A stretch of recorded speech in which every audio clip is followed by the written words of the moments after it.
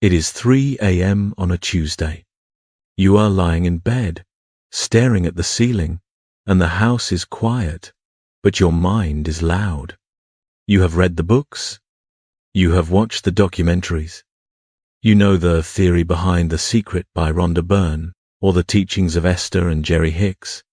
The logic is seductive in its simplicity. We are told that our thoughts are like radio signals, broadcasting our desires to the universe, and through the law of attraction, the universe echoes those signals back as reality. It sounds beautiful. It sounds fair. So you try it. You visualize the promotion, the partner, the bank account balance. You try to think positive, but then you look around at your life, at the mounting bills on the counter, the job that drains your soul, or the relationships that feel like they are on a loop, and you realize nothing has changed. In fact, it might feel like you are moving backward. This is the moment most people give up. They decide that manifestation is just a fairy tale for people who have lost touch with reality. But here is the uncomfortable truth that nobody tells you at the motivational seminars. The universe is not ignoring you. It is actually responding to you perfectly. The problem is that you think you are the one holding the microphone, but you are not. There is a silent partner in your head, a ghost in the machine that is doing 95% of the talking. We call this the subconscious mind. And until you understand how to speak its language, you will always be fighting a losing battle against yourself. Think of your mind as a garden. It is a classic metaphor because it is terrifyingly accurate. Your conscious mind is the gardener. Your thoughts are the seeds. Your emotions are the sunlight and the rain. If you plant a seed of doubt, and you water it with anxiety, and you shine the heat of fear upon it, the universe does not care that you wanted a rose. It will grow you a massive, thorny weed because that is what you cultivated. Most of us are walking around pointing at the weeds in our lives and screaming, "I did not ask for this." But if we look at the soil of our subconscious, we find that we have been planting seeds of scarcity and unworthiness for decades, without even noticing. We need to understand the mechanics of this, because it is not magic, it is biology and physics. Everything in this universe, including you, is energy vibrating at a specific frequency. You cannot transmit a signal of fear and expect to pick up a broadcast of freedom. They are on different channels. If your internal dialogue is constantly looping on what you lack, on the loneliness or the debt, the universe, in its impartial efficiency, says, "Okay, here is more of that." This is why the rich get richer and the anxious get more anxious. It is the law of sowing and reaping. But before we can plant new seeds, we have to look at who has been messing with our soil. Whether you believe it or not, there is a war going on for your attention. From the moment you wake up and check your notifications, to the moment you doom scroll yourself to sleep, the world is trying to program you. Marketing firms, social media algorithms, and news outlets spend billions of dollars every year to bypass your critical thinking and inject fear and inadequacy directly into your subconscious. They need you to feel incomplete, so you will buy things to fill the void. If you do not actively run your own operating system, someone else is going to run it for you. To take back control, we have to treat the subconscious like a biological computer and understand its operating manual.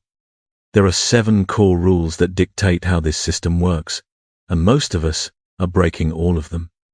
The first rule is that the subconscious is an obsessive recorder.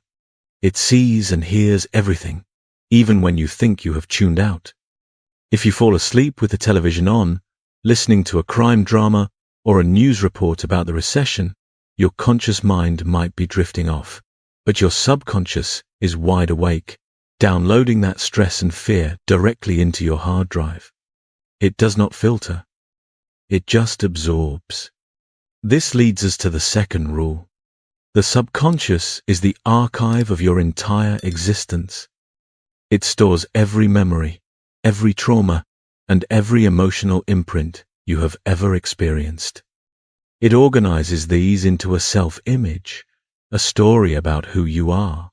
If you do not know exactly what you want, or if you have a vague desire for happiness but a deep-seated belief that you are unworthy of it, your subconscious will always choose the belief over the desire. It seeks coherence. If you believe you are a person who struggles, your subconscious will subconsciously sabotage opportunities just to prove you right. It wants to keep you safe in the familiar, even if the familiar is miserable. This is why we have to get radically clear on our desires. We need to audit our own history. Knowing what you want is not just about making a wish list. It is about identifying the old, corrupted files in your archive that are conflicting with that list. When you make a choice that aligns with your true self, it creates a positive emotional resonance. That resonance is the key code. It tells the subconscious, this is safe. Let this in. But this is just the beginning. The way the subconscious processes language is completely counterintuitive to how we speak in our daily lives, and this simple linguistic error is responsible for millions of failed dreams. This brings us to the third rule, and it is the one that trips up almost everyone. The subconscious mind does not process negatives. It is incapable of understanding the word no. If I tell you right now, do not think of a pink elephant, what is the first image that flashes in your mind? A pink elephant. When you constantly tell yourself, I do not want to be in debt, or I do not want to be lonely, your subconscious skips the do not want part and focuses entirely on the concepts of debt and loneliness. It takes those images and dutifully manifests more of them. You are essentially handing the universe a blueprint for exactly what you are trying to avoid. To hack this, you have to pivot your language. You never focus on the elimination of a problem. You focus solely on the creation of the solution. You do not ask for less pain. You claim more healing. The fourth rule is that the subconscious has no concept of time. It lives in an eternal now. It cannot distinguish between a memory from 10 years ago, a reality happening this second, or a fantasy about 10 years in the future. This is why you can lie in bed replaying an embarrassing moment from high school and feel your cheeks flush with fresh shame. Your body reacts as if it is happening all over again. This leads directly into the fifth rule, which is the most powerful tool in our arsenal. The subconscious cannot tell the difference between what is real and what is vividly imagined. Think about the last time you watched a terrified horror movie. You are sitting on your comfortable couch, wrapped in a blanket, completely safe. Your conscious mind knows the monster is just an actor in a rubber suit or a cluster of pixels. But your subconscious, it triggers your fight or flight response. Your palms sweat. Your heart rate spikes to 120 beats per minute, and you feel genuine terror. This is the mechanism we are going to exploit. If you can make your imagination as vivid as that movie, you can trick your subconscious into believing you have already achieved your dreams. And once it believes that, it will rearrange your reality to match that internal truth. However, we are up against a massive obstacle, which is rule number 6. The subconscious controls 95% of your life. It is the autopilot. Most of the time, you are not actually making decisions. You are just executing pre-installed software loops. Think about your morning commute. Have you ever driven to work and realized upon arrival that you do not remember a single turn you took? That was your subconscious driving the car while your conscious mind was worrying about an email. We are creatures of habit, and 95% of what you do today is just a repeat of what you did yesterday. If you want a different life, You have to wake up and interrupt that loop. This brings us to rule number 7. Repetition is the only way to overwrite the code. You cannot just think a positive thought once and expect a miracle. You have to hammer it in until it becomes the new default setting. So, how do we actually do this? How do we rewrite the operating system? We are going to use an 8-step protocol to reprogram your mind. Step 1 involves radical clarity. You need to take a physical sheet of paper, not a digital note, and write down exactly what you want. Vague requests get vague results. Do not just write, "I want to be rich." Write down the specific lifestyle. Describe the house with the garden where you drink your morning coffee. Describe the creative freedom to work on projects that light you up. Describe the car, the partner, the peace of mind. Be specific. Step 2 is visualization. You need to turn those words into a mental movie. Close your eyes and play the scene of you living that life. But here is the secret key. Do not just watch it like an observer. Be in it. Feel the texture of the steering wheel. Smell the salt in the ocean air. Feel the gratitude bubbling in your chest. Step 3 is a content detox.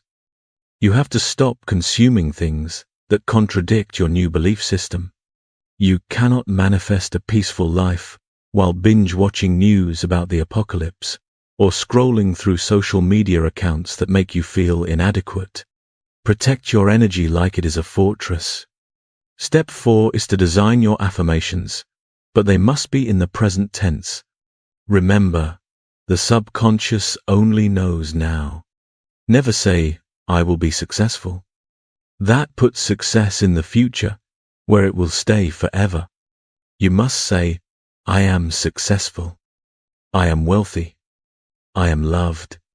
Use the words "I am" to claim it as a current reality. Step 5 is to operationalize this. Set alarms on your phone for random times throughout the day. When that alarm goes off, take 60 seconds to recite your affirmations and visualize your reality. It might feel silly at first, but you are building a new neural pathway. Step 6 leverages technology for a deeper hack. Record yourself speaking your affirmations. Use the Voice Memos app on your phone. Put your headphones in and listen to this recording every night as you are falling asleep. This is the golden hour. As you drift off, your conscious barriers lower, and your subconscious is wide open to suggestion. Step 7 is to start speaking about your desires as if they are already done deals.